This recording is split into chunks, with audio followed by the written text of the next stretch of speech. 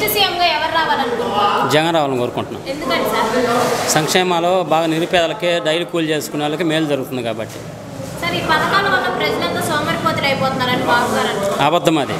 సోమరిపోతులని అబద్ధం. ఎట్లా అంటే గడిచేవాడికి గడవనోడికేమో అది మేలు చేసినట్టే, ఉన్నోడికి వస్తుందంటే సోమరిపోతులు లెక్కే. అంటే ఒక రకం చూస్తే ఒంటి పూట ఒక పూట పని చేసుకునే వాళ్ళు ఆ రోజు సంపాదించుకునే వాళ్ళు మేలే చేస్తున్నారు, ఇబ్బంది ఏం లేదు.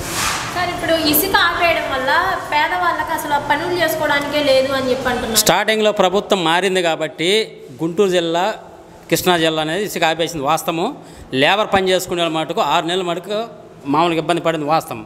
అవి ఏంటంటే పోయిన ప్రభుత్వంలో లెక్కలు తేల్చుకోవడం కోసమే అంత ఇబ్బంది పడింది, కానీ మొత్తం సక్రమంగా బాగానే సాగుతుంది, ఇబ్బంది ఏం లేదు. మరి పవన్ కళ్యాణ్ గారు అంటున్నారు నెక్స్ట్ సీఎంగా జగన్ గారు కనుక గెలిస్తే మన రాష్ట్ర ప్రజలంతా పాకిస్తాన్ పారిపోవాలని చెప్పారు.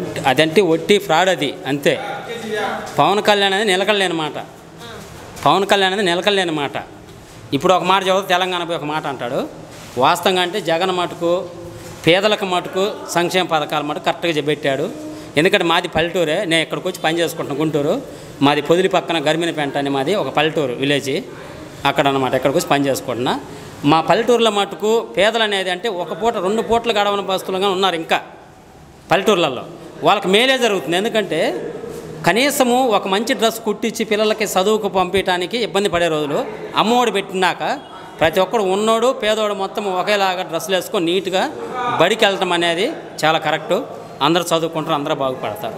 అమ్మఒడి అంటూ పెట్టారు, నాన్నఒడిలా తీసేసుకుంటున్నారు అని చెప్పి అంటున్నారు. అది కొంతమంది అంటే వాస్తవంగా అమ్మఒడి పెట్టిన పథకాలకి ఏంటంటే కొంతమంది ఏమో వినియోగించుకుంటున్నారు పిల్లల చదువు కోసం. కొంతమంది ఏంటంటే కట్టొచ్చులే పిల్లలు చేసిన నిర్లక్ష్యం వల్ల ఎవరు గాలి న్యాయాలు తీసుకుని ఖర్చు పెట్టుకుంటున్నారు. కరెక్ట్గా పొజిషన్ తండ్రి అనేవాడు కనిపెట్టాడైతే ఆ డబ్బులు తీసి పిల్లలకు అనేది కరెక్ట్గా పెట్టాలి. వాళ్ళకి ఏం తక్కువ అనేది ఆ డబ్బులు తీసేసేది కరెక్ట్. అది టీడీపీ పార్టీ జనసేన పార్టీ కలిసి వస్తేనే ప్రజలకు మంచి జరుగుతుందని పవన్ కళ్యాణ్ గారు అంటున్నారు. 2 కలిసి వస్తే ఇద్దరు కలిసేసి పెద్ద ఉన్నోళ్ళు బలహీనత బాగుపడతారు, కానీ పేదోడు అనేది మటుకు టీడీపీ వస్తే బాగుపడరు. ఇది వాస్తవం. ఎందుకంటే అంతకుముందు చేశాడు.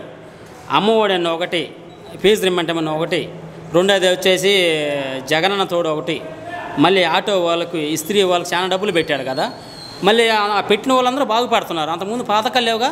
ఇప్పుడు సీఎం జగన్ చూసి ఏంది తల్లికి వందనము ముందు రాలేదా తెలివంతా, కరెక్టా కదా? అది అంటే కాపీ కొట్టం కాదు కదా, కానీ మన సొంతంగా క్రియేట్ చేసుకొని పరిపాలన అంటే ఎట్లుండదని చేశాడు. మా ఊరైతే నేను మా ఊరికి వచ్చి చైర్మన్ని, స్కూల్ చైర్మన్ మా ఊరికి, మాది గర్నిపేట విలేజ్.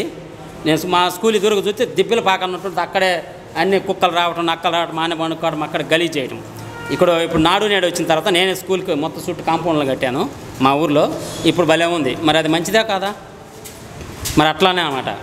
ఇదివరకు ప్రభుత్వం ఎలా అనిపిస్తుంది, ఇప్పుడు ప్రభుత్వం ఎలా అనిపిస్తుంది?